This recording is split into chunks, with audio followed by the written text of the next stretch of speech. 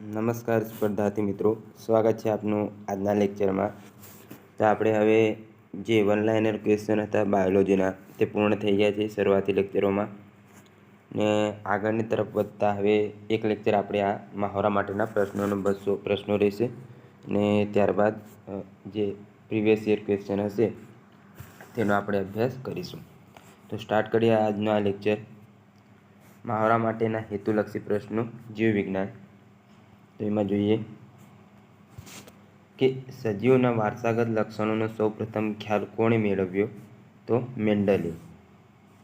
આગળ, નીચેના વિધાન પૈકી કયા વિધાનો સાચા છે? તો માત્ર આપણે સાચા વિધાનો જ જોવાના છે. પ્રાણી સૃષ્ટિમાં અમેરુદંડીમાં સછિદ્ર, કોષ્ઠાંતરી, સૂત્રકૃમિ, જેલીફિશ, પટ્ટીકૃમિ વગેરેનો સમાવેશ થાય છે. સંધિપાદ એ પ્રાણી જગતનો સૌથી મોટો સમુદાય છે. નીચેના પૈકી કોણ અલિંગી રીતે પ્રજનન કરે છે? તો ઈસ્ટ, ફૂગ અને હાઇડ્રા આ ત્રણ અલિંગી રીતે પ્રજનન કરતા જોવા મળે છે. હાઇડ્રાને જ આપણે જળવ્યાય કહેતા હોઈએ છીએ. જમીન અને પાણીમાં ઊગી નીકળતી વનસ્પતિને શું કહેવામાં આવે છે? તો ઉભયજીવી.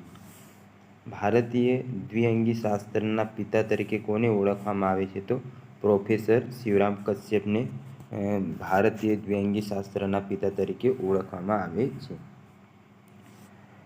અમેરુદંડી પ્રાણીઓને મુખ્ય કેટલા ભાગમાં વિભાજિત કરવામાં આવે છે? તો મુખ્ય 8 ભાગમાં તેમને વિભાજિત કરવામાં આવતા હોય છે.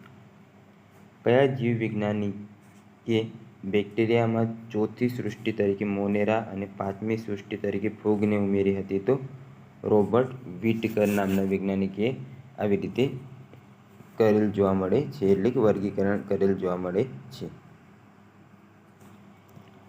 કયા એકકોષીય સજીવને પ્રજનન માટે ખોટા પગ કે પક્ષમો હોય છે? તો તે છે પ્રોટિસ્ટાને. નીચેના પૈકી કોણ એકકોષીય સજીવ નથી? તો ફૂગ છે તે એકકોષીય સજીવ નથી. બાકી પ્રજીવ છે, જીવાણુ છે, ક્લેમિડોમોનાસ છે, તે બધા એકકોષીય સજીવ છે. સાચા વિધાન પસંદ કરો. તો એમાં આપણે સાચા વિધાન જ જોઈશું કે ત્રિઅંગી વનસ્પતિઓમાં બીજ ઉત્પન્ન કરવાની ક્ષમતા હોતી નથી, તેથી તેને અપુષ્પી વનસ્પતિ કહે છે. બીજું છે આવૃત્ત બીજધારી વનસ્પતિ એકદળી વનસ્પતિ અને દ્વિદળી વનસ્પતિ એમ 2 વર્ગમાં વિભાજિત થાય છે. આગળ જોઈએ, કઈ વનસ્પતિને ઉભયજીવી કહે છે? તો દ્વિઅંગીને. સાલામંડર કયા વર્ગનું પ્રાણી છે? તો ઉભયજીવી વર્ગનું પ્રાણી છે. સરીસૃપ વર્ગના પ્રાણી ઉત્સર્ગ ઘટક તરીકે શેનો ત્યાગ કરે છે? તો યુરિક એસિડનો. કયા જીવને પાણીનું રીંછ કહેવામાં આવે છે? તો ટાર્ડીગ્રેડને પાણીનું રીંછ કહેવામાં આવે છે. આ જે પ્રશ્નો છે મેં આમાંથી જે જવાબ આપે તેમાંથી ટીક કર્યા છે. જો તમને કંઈ મૂંઝવણ હોય તમે પૂછી શકો છો. ત્યારબાદ સૌથી નાની અનાવૃત્ત બીજધારી વનસ્પતિ કઈ છે? તો ઝાગ્મિયા પિગ્મિયા. પ્રજીવ કયા વર્ગનું સૂક્ષ્મજીવ છે? તો પ્રોટિસ્ટા વર્ગનું. આગળ જોઈએ, ગુમાવેલ ભાગોનું પુનઃસર્જન કરવાની વિશિષ્ટતા કયા વર્ગના પ્રાણીની છે? તો શૂળત્વચીની. કયા વૈજ્ઞાનિકે સૃષ્ટિ મોનેરાને 2 ભાગમાં એટલે આર્કી બેક્ટેરિયા અને યુ બેક્ટેરિયામાં વિભાજિત કરી? તો કાર્લ વુજ નામના વૈજ્ઞાનિકે કરી હતી. કયા વિધાનો સાચા છે? તો સાચા વિધાનો આપણે માત્ર જોઈશું. સજીવ પુખ્ત વયે પોતાના જેવા જ બીજા નવા સજીવનું સર્જન કરે છે. આ ક્રિયાને આપણે પ્રજનન કહીએ છીએ. ફૂગ તેના દ્વારા ઉત્પન્ન કરાયેલ લાખો અલિંગી બીજાણુઓ દ્વારા સરળતાથી બહુગુણિત અને વિસ્તરી જાય છે. વનસ્પતિઓ બીજ દ્વારા પ્રજનન કરે છે. તો આ 3 વિધાનો સાચા છે. દેડકાના ઈંડાઓ એકસાથે શાનાથી જોડાયેલ રહે છે? તો જેલીપડથી. નીચેનામાંથી કઈ જોડી યોગ્ય રીતે જોડાયેલ નથી? તો આપણે માત્ર એમાંથી યોગ્ય રીતે જે જોડાયેલ છે તે જોઈશું. થિયોફેસ્ટસ વનસ્પતિશાસ્ત્રના પિતા, કેરોલસ લિનિયસ વર્ગીકરણના પિતા, ઇવાનોવ્સ્કી વાઇરોલોજીના પિતા છે. આગળ જોઈએ, શેવાળ વિશે કયું વિધાન ખોટું છે? તો આપણે સાચા વિધાનો જોઈશું. આ સંપૂર્ણ જળચર અને અભેદ છોડ છે. છોડના રંગદ્રવ્યોની હાજરીને આધારે તે લાલ, પીળો અને લીલો વગેરે રંગોનો હોય છે. યુલોથ્રિક્સ, ક્લેડોફોરા, સ્પાયરોગાયરા અને કારા વગેરે મુખ્ય શેવાળના નામ છે. આગળ જોઈએ, નીચેનામાંથી કઈ જોડ યોગ્ય રીતે જોડાયેલ નથી? તો આપણે જે જોડાયેલ છે તે જોઈશું. દ્વિઅંગીમાં પેશીય સંરચના હોતી નથી. ત્રિઅંગીમાં વાહક પેશી જોવા મળે છે. અનાવૃત્ત બીજધારીમાં વનસ્પતિઓના બીજ ફળોની અંદર ઢંકાયેલ હોતા નથી.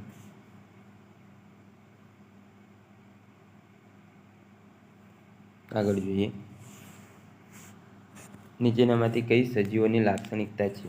તો પ્રજનન છે, અનુકૂલન, ચયાપચય આપેલ તમામ જે છે તે સજીવોની લાક્ષણિકતા છે. સજીવના રંગસૂત્રો ક્યાં આવેલા હોય છે?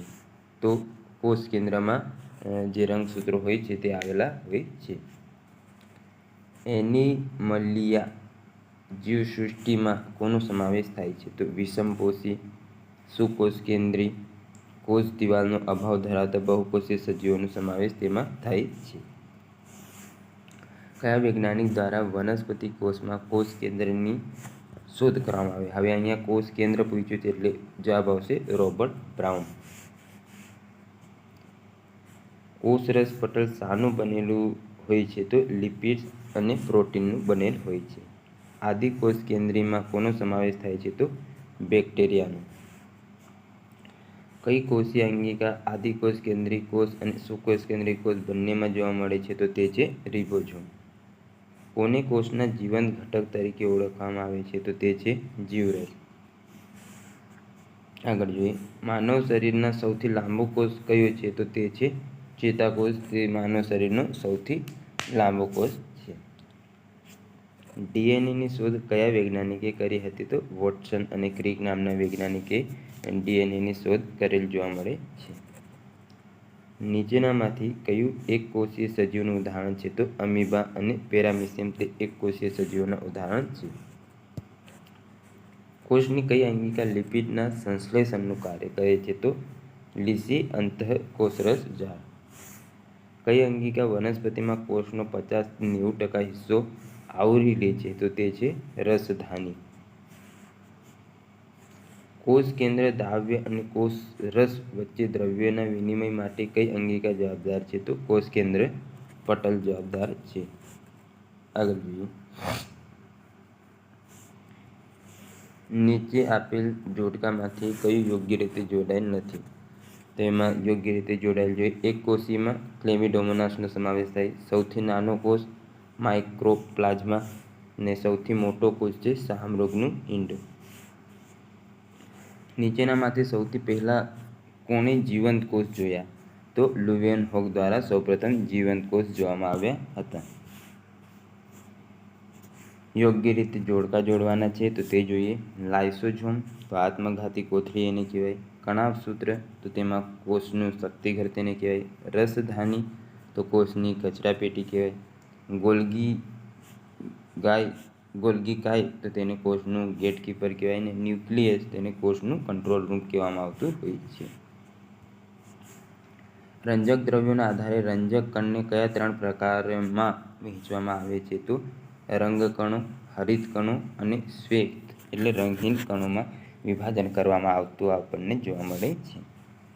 નીચેના પૈકી કયા પ્રાણી પેશીના પ્રકાર છે? તો અધિચ્છદ પેશી છે, ચેતાપેશી અને સ્નાયુ પેશી આપેલ તમામ જે છે તે પ્રાણી પેશીના પ્રકારો છે. શરીરના અંતસ્થ ભાગમાં પ્રવેશતા રસાયણ કે જંતુ અને ઘા સામે રક્ષણ આપવાનું કાર્ય કઈ સરળ અધિચ્છદ પેશીનું છે? તો લાદેસમ અધિચ્છદ પેશીનું આ કાર્ય આપણને જોવા મળે છે. નીચેના પૈકી કયો સંયોજક પેશીનો પ્રકાર છે? તો કંકાલ સંયોજક પેશી એ સંયોજક પેશીનો એક પ્રકાર છે. આંતરવિષ્ટ વર્ધનશીલ પેશીનું સ્થાન ક્યાં હોય છે? તો વર્ધમાન પ્રદેશની સૌથી ટોચ પર આંતરવિષ્ટ વર્ધનશીલ પેશીનું સ્થાન જોવા મળે છે. વર્ધનશીલ પેશીના કોષો નીચેના પૈકી શું ધરાવતા નથી? તો રસધાની. બાકી ઘટ્ટ કોષરસ, કોષ કેન્દ્ર, સેલ્યુલોઝ તે ધરાવતા જોવા મળે છે. કઈ પેશીમાં લિગ્નિનનું સ્થૂલન જોવા મળે છે? તો દ્રઢોતક પેશીમાં. કઈ પેશી પૂરક પેશી તરીકે આધાર આપવાનું કાર્ય કરે છે? તો તે છે મૃદુતક. આગળ જોઈએ, અરેખિત સ્નાયુનું લક્ષણ કયું છે? તો લાંબા, નળાકાર અને એક કોષ કેન્દ્રી.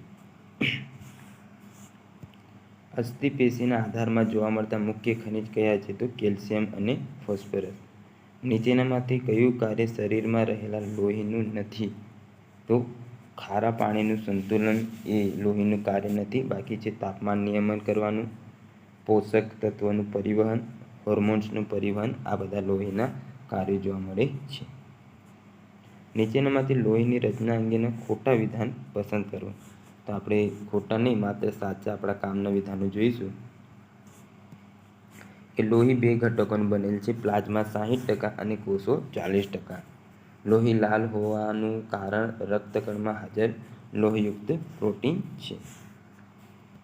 આગળ જોઈએ, શરીરમાં સૌથી મજબૂત પેશી ખાલી જગ્યા હોય છે અને તેનું નિર્માણ મુખ્યત્વે ખાલી જગ્યાથી થાય છે. તો અસ્થિ એ શરીરમાં સૌથી મજબૂત પેશી છે અને Ca3PO4 ટ્વાઇસ એનાથી એનું નિર્માણ થાય છે. કંડરા અને સ્નાયુ બંને તંતુમય જોડાયેલી પેશીઓ છે, જેમાં મુખ્ય તફાવત શું છે? તો લચીલાપણું એ પણ ડિફરન્સમાં આવે છે. પ્રોટીનનો પ્રકાર અને શરીરની સ્થિતિ આપેલ તમામનો સમાવેશ આમાં થાય છે. મગજના તળિયામાં કઈ ગ્રંથિ આવેલી હોય છે? તો પિચ્યુટરી ગ્રંથિ જે હોય છે તે મગજના તળિયામાં આવેલી હોય છે. થાઇરોઇડ ગ્રંથિના અંતઃસ્ત્રાવ થાઇરોક્સિનના બંધારણ માટે નીચેનામાંથી શું જરૂરી છે? તો આયોડિનયુક્ત મીઠું જે છે એ થાઇરોઇડ ગ્રંથિના અંતઃસ્ત્રાવ થાઇરોક્સિનના બંધારણ માટે જરૂરી છે. હેપેટાઇટિસ બી શરીરના કયા ભાગને હાનિ પહોંચાડે છે? તો યકૃતને તે હાનિ પહોંચાડતું જોવા મળે છે. શરીરમાં ફોસ્ફરસનું મહત્વ શું છે? તો હાડકાના ઘડતર માટે તે જરૂરી છે. કોલ્ડ સ્ટોરેજમાં સંગ્રહિત ફળો લાંબા સમય સુધી બગડતા કેમ નથી? કારણ કે ફળોની સ્ટોરેજમાં ઓક્સિજન ઓછો મળવાથી શ્વસન દર ધીમો થઈ જાય છે. એના કારણે આપણે જે કોલ્ડ સ્ટોરેજમાં ફળો રાખીએ તે લાંબા સમય સુધી બગડતા નથી. જોડકા જોડો છે તો કલાઈમાં કાર્પલ્સ આવશે, હથેળીમાં મેટાકાર્પલ્સ, ઘૂંટણમાં પટેલા ટાર્સલ્સ અને તાળવામાં મેટાટાર્સલ્સ આવશે. તો આવી રીતે કંઈક આ જોડકા છે. આંત્રપુચ્છ મોટા આંતરડાના કયા ભાગ સાથે જોડાયેલ હોય છે? તો સિકમ સાથે. કુટુંબ નિયોજન માટે કઈ બાબત સંબંધ ધરાવે છે? તો લેપ્રોસ્કોપી. મનુષ્ય શરીરનું સૌથી મોટું અને મજબૂત હાડકું કયું છે? તો તે છે ફીમરનું હાડકું. મગજના કયા ભાગમાં અનૈચ્છિક ક્રિયા માટેના કેન્દ્રો આવેલા હોય છે? તો પશ્ચ મગજમાં અનૈચ્છિક ક્રિયાઓ માટેના કેન્દ્રો આવેલા આપણને જોવા મળે છે. લઘુ દ્રષ્ટિની ખામી ધરાવતી વ્યક્તિ કયા લેન્સના ચશ્મા પહેરે છે? તો આપણે કીધું તો આગળ, અંતર લઘુ એવી રીતે યાદ રાખવાના. તો અંતર્ગોળ લેન્સ પહેરે છે લઘુ દ્રષ્ટિની ખામી ધરાવતી વ્યક્તિ. શરીર પર ઈજા થાય ત્યારે થોડા સમય પછી વહેતું લોહી બંધ થઈ જાય છે. આ લોહીના ગંઠાવાની નિર્માણ થવાના કારણે થાય છે. આ માટે નીચેનામાંથી કોણ જવાબદાર છે? તો પ્લેટલેટ્સ છે તે આના માટે જવાબદાર છે. ડાયાલિસિસ મશીનનું કાર્ય શરીરમાં કયા અંગ જેવું છે? તો જે ડાયાલિસિસનું છે કાર્ય તે કિડની જેવું જોવા મળે છે. નેત્રદાનમાં દાતાની આંખના કયા ભાગને ટ્રાન્સપ્લાન્ટ કરવામાં આવે છે? તો તે છે કોર્નિયા. નીચેનામાંથી કયો હોર્મોન માનવ શરીરમાં લોહીના કેલ્શિયમ અને ફોસ્ફેટનું નિયમન કરે છે? તો પેરાથાઇરોઇડ હોર્મોન છે તે નિયમન કરે છે. નીચેના ગ્રંથિઓને શરીરમાં ઉપરથી નીચેના ક્રમમાં ગોઠવો. તો સૌપ્રથમ પિનિયલ ગ્રંથિ આવે, પછી થાઇરોઇડ, પછી એડ્રિનલ, ત્યારબાદ સ્વાદુપિંડ ગ્રંથિ આવતી હોય છે. ગર્ભ વિકાસ દરમિયાન રક્ષણ આપતી રચના કઈ છે? તો ઉલ્વ કોથળી છે. થાઇરોઇડ ગ્રંથિમાંથી થાઇરોક્સિન સ્ત્રાવ માટે કયું વિધાન સાચું છે? તો અચાનક બનતી ઘટનામાં થતી પરિસ્થિતિમાં વ્યક્તિને સામનો કરવા તે તૈયાર કરે છે. રુધિરના આરએચ કારકની હાજરી કે ગેરહાજરીને આધારે માનવ રુધિર જૂથની સંખ્યા કેટલી છે? તો 8. નીચેનામાંથી યોગ્ય વિકલ્પ પસંદ કરો. તો તે એકમાત્ર જ છે પેરાથાઇરોઇડ ગ્રંથિ શરીરના તાપમાનનું નિયમન કરે છે. આગળ છે જોડકા જોડો. તો એમાં છે માનવ રક્ત 7.3 થી 7.5 જેટલી pH હોય છે. દૂધની pH 6.4 જેટલી એસિડિક હોય છે દૂધ. માનવ લાળ તેની pH 5.5 થી 7.5 અને માનવ મૂત્રની pH 6.5 થી 7.5 જેટલી જોવા મળે છે. માનવ ચેતાતંત્રમાંથી નીચેના ખાલી જગ્યા મહત્વની ભૂમિકા ભજવે છે? તો સોડિયમ અને પોટેશિયમ આયન આમાં મહત્વની ભૂમિકા ભજવે છે. માણસના મૂત્રનો રંગ પીળો કયા કારણે હોય છે? તો યુરોક્રોમના કારણે. મગજનો કયો ભાગ સ્નાયુઓના કાર્યની લયબદ્ધતા અને શરીરની સમતુલા જાળવે છે? તો એમાં જવાબ આવશે મધ્યસ્થ ચેતાતંત્રો. ઉચ્છ્વાસ દરમિયાન મનુષ્યની પાંસળીઓ ખાલી જગ્યા પ્રશ્ન પૂછ્યો છે તો નીચે તરફ જાય છે. શ્વાસ કાઢીએ ત્યારે આપણી પાંસળીઓ નીચે તરફ જતી જોવા મળે છે.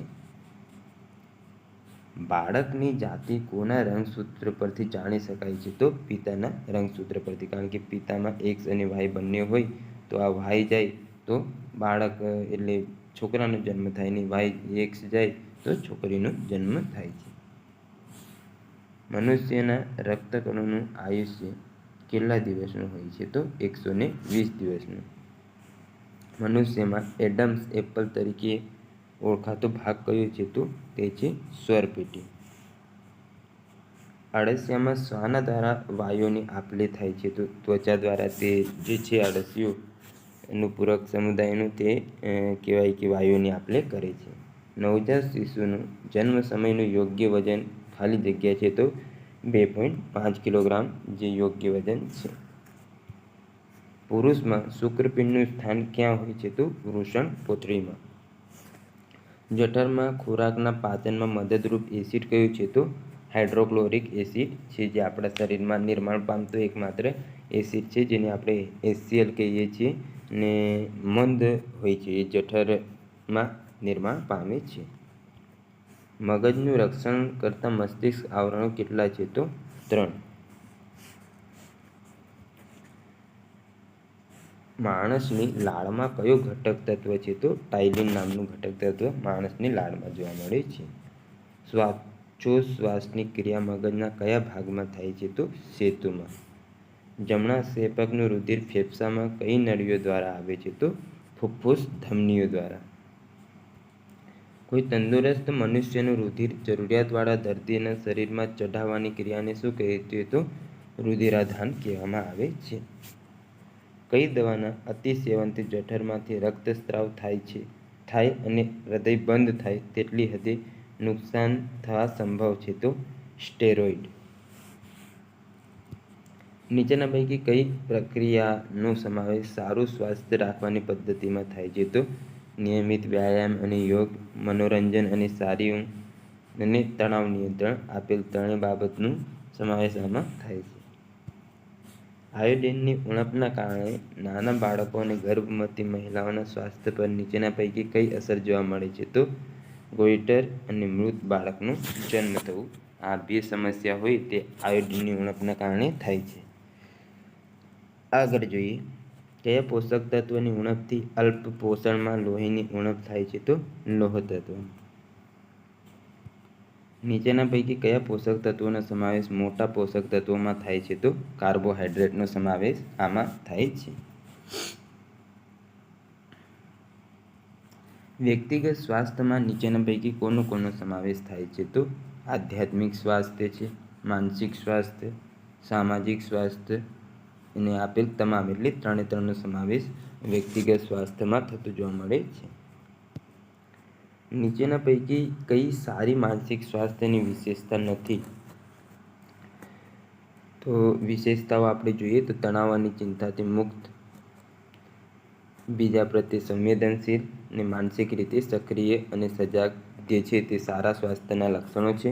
ને સૌંદર્યપૂર્ણ ને આનંદદાયક વર્તન એ નથી. આગળ જોઈએ, લ્યુકેમિયામાં શેનો વધારો થાય છે? તો WBC, જેને વ્હાઇટ બ્લડ સેલ્સ આપણે કહેતા હોઈએ છીએ, તેનો વધારો થાય છે. કાર્ડિયોવેસ્ક્યુલર શું છે? તો એ રોગ છે. ભારત સરકાર દ્વારા ટીબીને કયા વર્ષ સુધીમાં નાબૂદ કરવાનું લક્ષ્ય રાખવામાં આવ્યું છે? તો 2025 સુધીમાં ટીબી હારેગા દેશ જીતેગા એ લક્ષ્ય રાખવામાં આવેલ છે.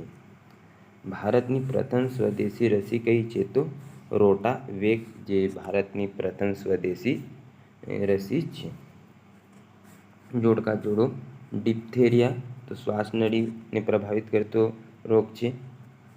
ગોનોરિયા તો એ મૂત્રમાર્ગને સંબંધિત રોગ છે. ન્યુમોનિયા એ ફેફસા સંબંધિત રોગ છે. અને લેપ્રસી તે ચેતાતંત્રને સંબંધિત રોગ છે. રિંગવર્મ રોગ શેના વડે થાય છે? તો તે ફૂગ વડે થતું જોવા મળે છે.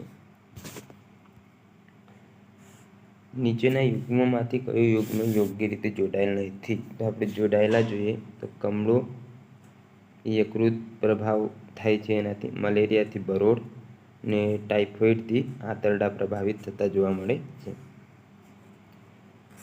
તમાકુમાં કયો વાયરસ હોય છે? તો ટોબેકો મોઝેઇક વાયરસ, જે તમાકુમાં આપણને જોવા મળે છે.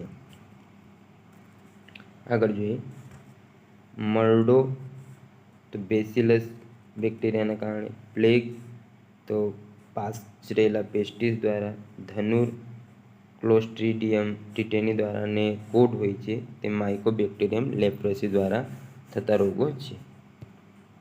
આંખના કેન્સરની સારવારમાં કયો રેડિયો આઇસોટોપનો ઉપયોગ થાય છે? તો સીઝિયમ-137નો ઉપયોગ કહેવાય કે આંખના કેન્સરની સારવારમાં થાય છે.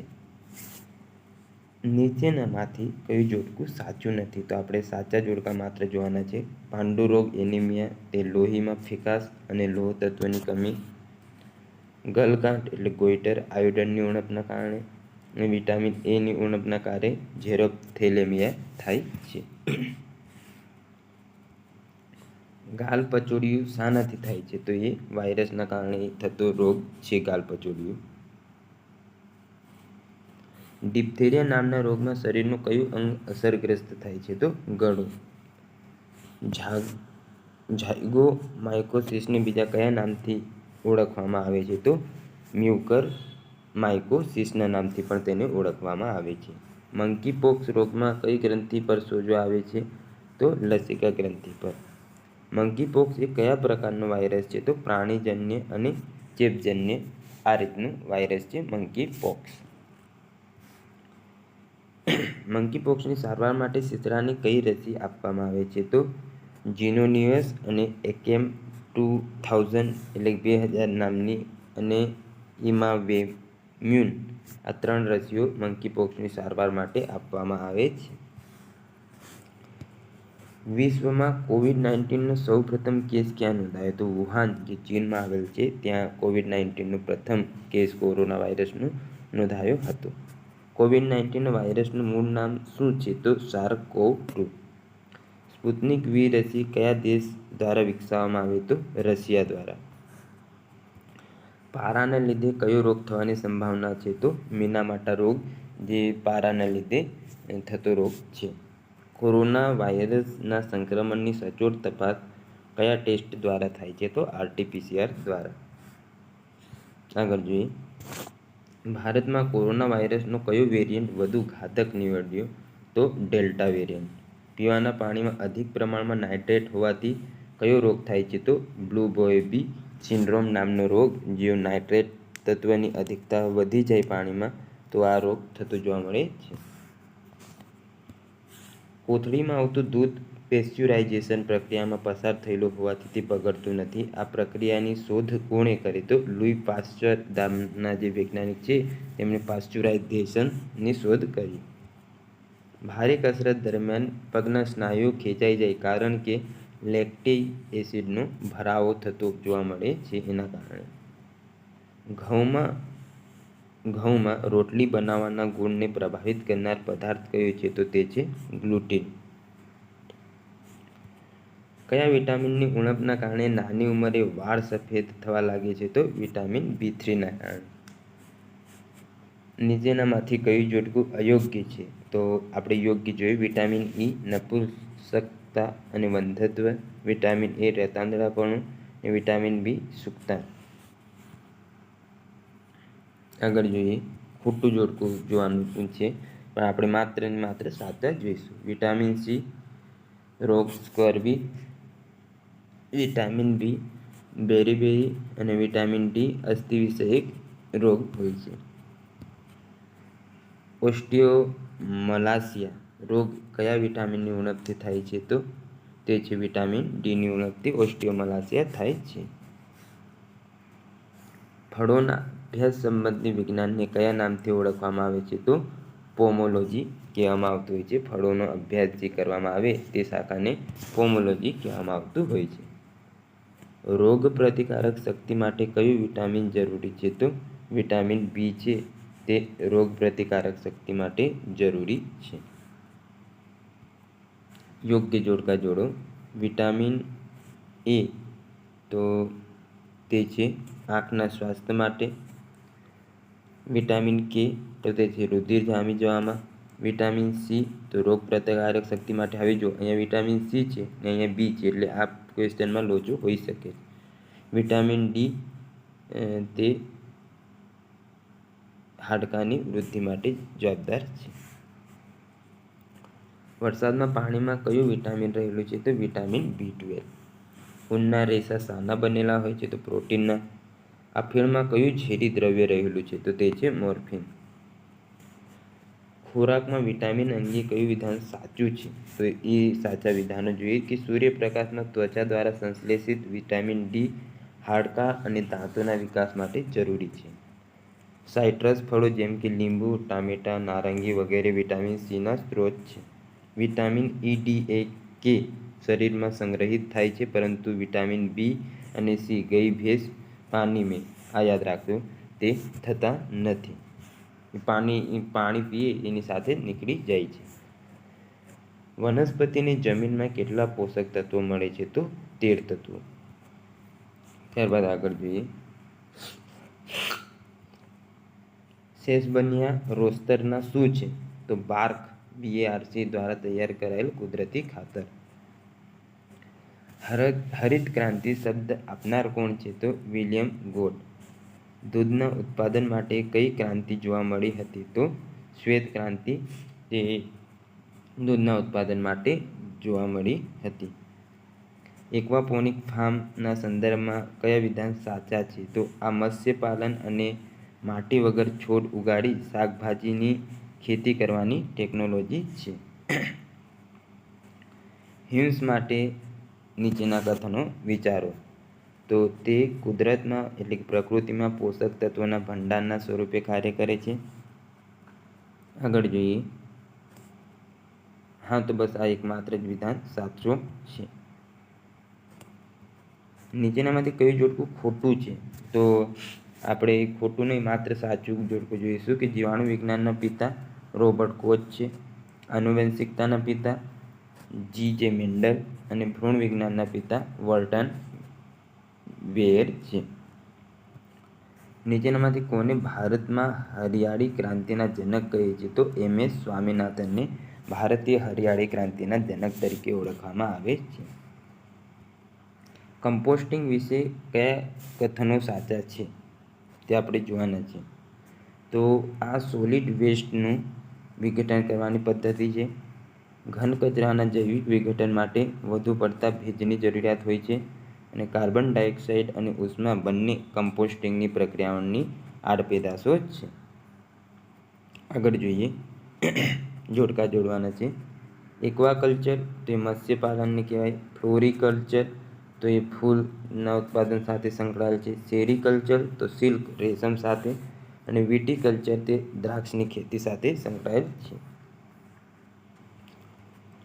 તરબૂચ કયા પ્રકારની વનસ્પતિ છે? તો વેલા પ્રકારની. વનસ્પતિની ઉંમર માપવાનું યંત્ર કેસ્કોગ્રાફનો શોધક કોણ છે? તો જગદીશચંદ્ર બોઝ એ કેસ્કોગ્રાફના શોધક છે. યોગ્ય જોડકા જોડવાના છે. ચોખા, ઘઉં, જુવાર, બાજરી તો તે ધાન્ય પાકો છે. ચણા, મગ, અડદ, સોયાબીન તો તે કઠોળ પાકો છે. મગફળી, સરસવ, તલ, એરંડા તે તેલીબિયાના પાકો છે. અને કપાસ, શેરડી, શણ, તમાકુ, રબર તે રોકડિયા પાકો છે. કયું જોડકું યોગ્ય છે? તો જોઈએ મેરીકલ્ચર તે મધમાખી ઉછેરને કહેવાય. ફ્લોરિકલ્ચર તે ફળોના ઉત્પાદનને કહેવાય. અને પોમોકલ્ચર તે ફૂલોના ઉત્પાદનને કહેવામાં આવતું હોય છે. આગળ જોઈએ યોગ્ય જોડકા જોડો. નાઇટ્રોજન તો તે ક્લોરોફિલ અને પ્રોટીનના નિર્માણ તથા પ્રકાશ સંશ્લેષણમાં મદદ કરનાર છે. ફોસ્ફરસ તો કઠોળના પાકમાં ગાંઠ નિર્માણ કરનાર છે. પોટેશિયમ તે સૂકા ઘાસમાં ચમક માટે જવાબદાર છે. અને કેલ્શિયમ તે કોષ વિભાજનમાં સહાયક અને ભૂમિ સુધારક છે. આગળ જોઈએ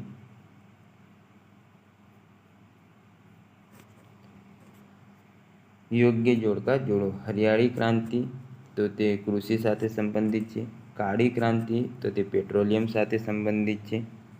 નીલી ક્રાંતિ તો તે મત્સ્ય સાથે સંબંધિત છે. અને ભૂરી ક્રાંતિ તે જર્જર ઉદ્યોગ છે તેના સાથે સંબંધિત છે. આગળ જોઈએ નીચેના પૈકી કઈ જોડ ખોટી છે? તો ખોટી જોડ આપણે જોઈએ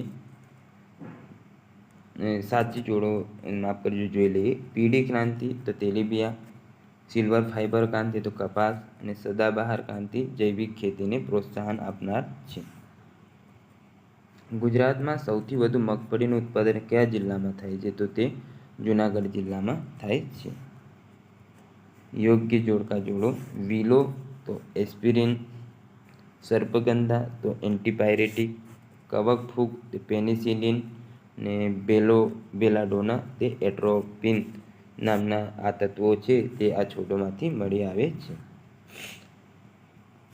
પશ્ચિમી વિક્ષોભથી થતી વર્ષા કયા પાક માટે ફાયદાકારક છે? તો રવિ પાક માટે તે ફાયદાકારક છે.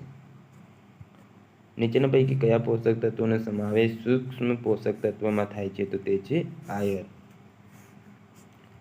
નીચે આપેલ પાકની રીતો અથવા ખેતીના સંદર્ભે કયું વિધાન ખોટું છે? તો આપણે માત્ર સાચા વિધાન જોઈશું. મિશ્ર પાકમાં ઉછેર પદ્ધતિમાં 2 અથવા 2 થી વધારે પાકને એક સાથે એક ખેતરમાં ઉગાડાય છે, જેમ કે ઘઉં કે ચણા. આંતરપાક 2 અથવા 2 થી વધારે પાકને એક સાથે એકાંતરે બીજી હરોળમાં ઉગાડવામાં આવે છે, જેમ કે સોયાબીન કે મકાઈ. ભારતમાં અન્નના ઉત્પાદનમાં વધારા માટે જવાબદાર પ્રણાલીઓમાં નીચેનામાંથી કોનો સમાવેશ થાય છે? તો વાવેતર માટે બીજની પસંદગી કરવી, પાકની યોગ્ય દેખરેખ રાખવી, અને ખેતરોમાં ઉગેલા પાકની સુરક્ષા અને કાપણી કે કરેલ પાકને નુકસાન થવાથી બચાવવો. વનસ્પતિના જનીન બંધારણમાં સુધારો કરવા એક જ જાતિની 2 જુદી જુદી ઉપજાતિઓ વચ્ચે સંકરણ કરવામાં આવે છે તેને શું કહે છે? તો આંતર ઉપજાતીય સંકરણ. ગુજરાતમાં સૌથી વધુ અડદનું વાવેતર કયા જિલ્લામાં થાય છે? તો પાટણમાં. આગળ જોઈએ ટામેટાના લાલ રંગ માટે જવાબદાર તત્વ લાઇકોપીન છે. મધ ઉત્પાદન માટે મધમાખીના મધપૂડાની માવજતની પ્રક્રિયાને શું કહેવાય છે? એપીકલ્ચર. જનીન શબ્દનો જનક કોણ છે? તો ગ્રેગર જોન મેન્ડલ છે તે જનીન શબ્દના જનક છે. સજીવના વારસાગત લક્ષણોનો સૌપ્રથમ ખ્યાલ કોણે આપ્યો? તો મેન્ડલે. બાળકની જાતિ કોના રંગસૂત્ર પરથી જાણી શકાય? તો પિતાના રંગસૂત્ર પરથી. ડીએનએનું પૂરું નામ શું છે? તો ડીઓક્સીરિબોન્યુક્લિક એસિડ છે. નીચેના કયા અંગો 2 પ્રાણીઓ હાજર હોય પણ સૂચવે છે કે તેઓ સામાન્ય પૂર્વજમાંથી ઉદ્ભવેલા નથી? તો કાર્ય સદસ્ય અંગો તે સૂચવતા જોવા મળે છે. જનીનનું કાર્ય શું છે? તો પ્રોટીન સંશ્લેષણ કરવાનું. આગળ જોઈએ તો ઉપાર્જિત લાક્ષણિકતા માટે સંગત વિધાન કયું છે? તો તેનો વિકાસ પર્યાવરણની પ્રતિક્રિયા રૂપે થાય છે. ડીએનએની નિસરણીમાં વચ્ચે બનતા આડાબંધ ભેજમાંથી બનેલા હોય છે. નીચેનામાંથી કયો ભેજ ડીએનએમાં નથી હોતો? તો યુરેસિલ. ડીએનએનો અણુ લગભગ કેટલી પહોળાઈનો હોય છે? તો 2 નેનોમીટર. ડીએનએનું બંધારણ નીચેના પૈકી કયું હશે? તો ડબલ હેલિક્સ. આરએનએમાં કયો નાઇટ્રોજનિક ક્ષાર હોતો નથી? તો થાઇમિન હોતો નથી. એની જગ્યાએ યુરાસિલ થાઇમિન નથી હોતું એમ. બાકી કયા કયા હોય છે? તો યુરાસિલ, એડેનિન, ગ્વાનિન, સાઇટોસિન હોય છે. થાઇમિન નથી હોતું. બાયોટેકનોલોજી એ ખાલી જગ્યા. તો જીવ વિજ્ઞાન માટે વપરાતી અત્યાધુનિક ટેકનોલોજી છે. ક્લોનિંગ માટે ખોટા વિધાનો ચકાસો. તો ક્લોનિંગ માટે આપણે સાચા વિધાન જોઈશું. ક્લોનિંગ માટે કોષ કેન્દ્રના હસ્તાંતરનો સિદ્ધાંત કાર્ય કરે છે. ટેસ્ટ ટ્યુબ બેબીનો અર્થ છે તો શું છે એ જોઈએ આપણે. અંડકોષનું ફલિનીકરણ ટેસ્ટ ટ્યુબમાં વિકાસનો ગર્ભાશયમાં, એટલે કે ત્યારબાદ વિકાસ ગર્ભાશયમાં થાય તેને ટેસ્ટ ટ્યુબ બેબી કહેવાય છે. ગર્ભમાં રહેલા બાળકનો વિકાસ જાણવા માટે કયા કિરણોનો ઉપયોગ થાય છે? તો અલ્ટ્રાસાઉન્ડ. ગ્રે બાયોટેકનોલોજી કયા ક્ષેત્રમાં સંવર્ધન સાથે જોડાયેલ છે? તો પર્યાવરણ. National centre for sale science ક્યાં આવેલી છે? તો પૂનામાં. કોઈ પણ જીવમાં ફોટો પીરિયડ નીચેનામાંથી શું પ્રભાવિત હોય છે? તો બ્રીડિંગ ટાઈમ, પ્રજનન સમય, માઇગ્રેશન એટલે સ્થળાંતર અને હિબર્નેશન એટલે શીત નિદ્રા. આ 3 સાચા છે.